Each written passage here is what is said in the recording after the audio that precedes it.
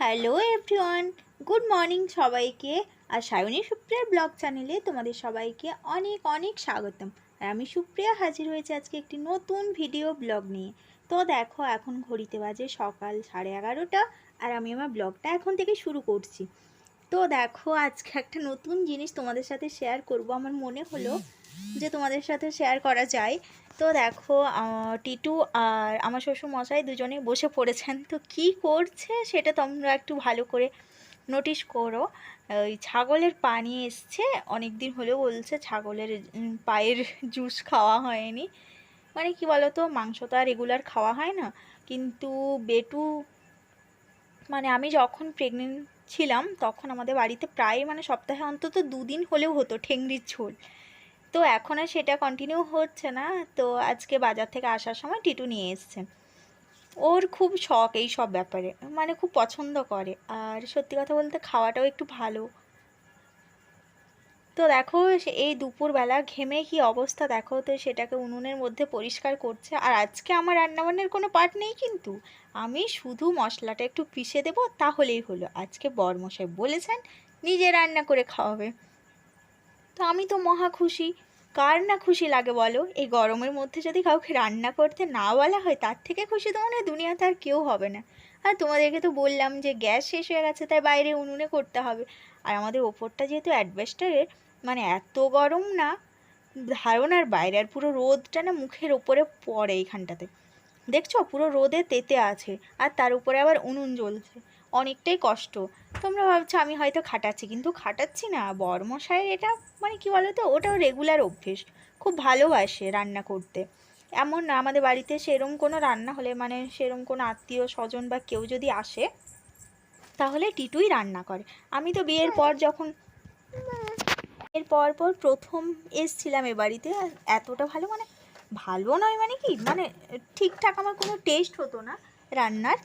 তো সেই সময় না টিটুই রান্না করতো। আমার শাশুড়ি মা এতটা মানে কাছে আসতেন না, উনি দূরে থাকতে রান্নার থেকে বেশি পছন্দ করেন।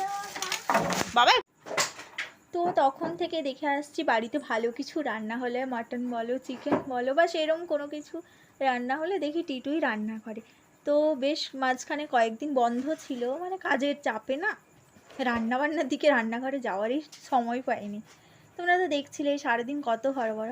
তো আজকে সময় পেয়েছে, ফাঁকা ছিল, তো বলছে যে না না আমি রান্না করবো, ভালো জিনিসটাকে তোমাকে নষ্ট করতে হবে না, আমি রান্না করে দিচ্ছি, তুমি খেয়ে নেবে বাস। তো দেখো রান্না করতে বসে পড়েছে। আর বললো যে একটু পেঁপে টেপেগুলো কেটে দাও, পেঁপে পেঁয়াজ আদা রসুন এগুলো বেটে আর একটু কেটে দিতে পেঁপেটা। তো দেখো পেঁপেটা আমি কেটে রেখে, আমি না যখন রান্না করে না মাঝে মাঝে রেগেও যাই, ওই জন্য আমি সাইডে দাঁড়িয়ে আছি, শুধু আমি দেখছি। তো দেখো আগে কড়াইতে তেল দিয়ে পেঁপেটা ভেজে তুলে রেখেছে, তারপরে রান্নাবান্নায় সারবে, কীভাবে করবে জানি না। তো চলো দেখো কীরম টেস্ট হয়। কীরম টেস্ট হয় মানে কি বলো তো, ও না শুধু আমার বর বলেই বলছি না, রান্নাটা সত্যিই খুব ভালো করে। মানে ওটা শুধু আমিই বলছি না, অনেকেই খেয়েছে। তো আমার বিয়ের পর পর মেসে আমার বান্ধবীরা, আমরা যারা থাকতাম, আমার রুমমেট ছিল পাশের রুমের, বেশ কয়েকজন বান্ধবী এসেছিলো, বিয়েতে আসতে পারেনি তখন এক্সাম চলছিল বলে, পরে এসেছিলো। তো ওদেরকেও রান্না করে খাইয়েছিল, সবাই বেশ মানে খুশি, বেশ প্রশংসাই করছিল, বলছে যে না খুব ভালোই রান্নাটা করে টিটুদা। তো দেখো আমি মিক্সিতেই মশলাটা বেটেছিলাম, আজকে শিল নোড়াতে বাটলাম না, কারণ আমার খুব গরম লাগছিলো। আর গরম লাগছিলো আর একটা কারণ ছিল, এদিকে বাইরে রোদের মধ্যে না আমি সর্ষে মেলেছিলাম, তেল কম হয়ে গেছে।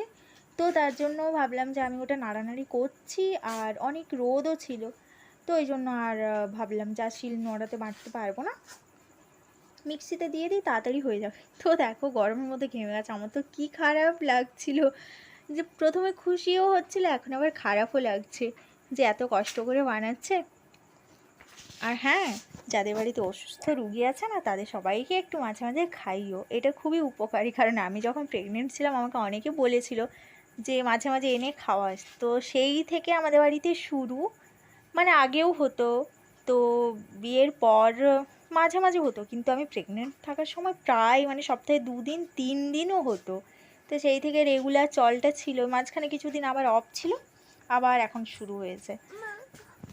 দেখো আমি বকর বকর করেই যাচ্ছি, আর ওইদিকে রান্না না প্রায় শুরু হয়ে গেছে, মশলাটা কষানো হয়ে গেছে। এবার ওর মধ্যে কী সব দিয়ে, ও হলুদ আর লঙ্কার গুঁড়োটা জলের মধ্যে, এই দেখো আমি সর্ষে মেলে বসে আছি, কিন্তু তোমরা ভেবো না যে আমি বরমশাইকে কাজ করাচ্ছি আর আমি খুব ভালো ছায়ায় বসে আছি। আমি কিন্তু ছায়ায় বসে নেই। তো দেখো মশলার আবার জল দিয়ে দিল। হলুদ আর লঙ্কার যে গুঁড়োটা ছিল সেটাকে জলের মধ্যে মিশিয়ে দিয়ে তারপরে মাংস দিয়ে নাড়ছে। তো ততক্ষণে তোমাদেরকে একটা কথা বলি, এই রান্না হতে হতে না আমি 2-3 বার গালও খেয়ে গেছি। কারণ কি বলতো, একে তো রোদের তেজ, তার উপরে আবার রান্না করতে হচ্ছে, তো মাঝে মাঝে আমাকে বকাও দিয়ে দিচ্ছে।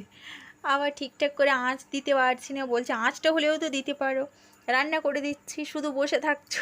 অনেক বকাও দিয়ে দিচ্ছে। বাবা, এর মধ্যে আবার পেঁপেও দেওয়া হয়ে গেল। কি জানি বাবা কীরম যে রান্না হবে আজকে, সত্যি এর আগে কিন্তু কোনোদিনও এই রান্নাটা আমাকে করে খাওয়ায়নি, এই প্রথম। তো দেখো হচ্ছেই আর আমি জাল দিয়ে যাচ্ছি।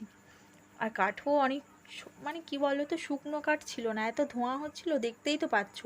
কদিন আগে বৃষ্টি হয়েছিল, সব কাঠ সব ভিজে গেছে। তো শুকনো কাঠ ছিল না বলে প্রচুর ধোঁয়াও হচ্ছিল। তো বলছে যে আর বেশি এটাকে ভাজতে হবে না, জল দিয়ে দিই। তো দেখো জল টল দিয়ে এটাকে না অনেকক্ষণ উনুনে বসিয়ে রাখা হবে। ভাবছিলাম কুকারে দেবো, কিন্তু উনুনের মধ্যে না আর কুকারটাকে আর পরিষ্কার করতে পারবো না, মাজতে হবে অনেক ভালো করে। তো তাই আমাদের এই যে বাসনটা দেখছো, এর মধ্যেই বসিয়ে ঢাকা দিয়ে এখন প্রায় কতক্ষণ, 1 ঘন্টা মতো রেখে দেবো। খুব এত আঁচ দিতে হবে না, অল্প অল্প আঁচ দিলে হবে। তো 1 ঘন্টা পরে এসে দেখো আমি এটাকে তুলেছি। তো তুলে দেখছি যে জলটা একটু কমে গেছিলো, বেশ মাখা মাখা হয়েছে। তো এবারে নুন ঝাল কী হয়েছে একটু টেস্ট করে তারপর এটাকে নামিয়ে নেব। এবার দেখতে তো খুবই ভালো হয়েছে, আর গন্ধও না খুব সুন্দর বেরিয়েছে। তো তো আজকে দুপুরটা তো পুরো একদম জমে যাবে, বরের হাতের রান্না, তার উপরে আবার টেংরির ঝোল, আহা অপূর্ব। তো চলো, সাথে আবার গরম ভাত। তো চলো, আমার ভিডিও যদি তোমাদের ভালো লাগে তাহলে লাইক কমেন্ট আর শেয়ার করো, আর চ্যানেলটা সাবস্ক্রাইব করে প্লিজ পাশে থেকো। আর আবার যদি এরম ভালো ভালো সুন্দর সুন্দর ভিডিও দেখতে চাও তাহলে প্লিজ আমার চ্যানেলটাকে সবাই একটু সাপোর্ট করো। তো চলো, আজকের মতো এই রান্নাবান্না দিয়ে শেষ করে দিলাম, আর সেরকম কিছু দেখাচ্ছি না। আবার পরের বার দেখা হবে তোমাদের সাথে অন্য একটা নতুন ভিডিওতে। তো ততক্ষণ পর্যন্ত সবাইকে গুড বাই, ভালো থেকো, সুস্থ থেকো। আবার দেখা হবে পরের একটি ভিডিওতে। তো চলো, টাটা।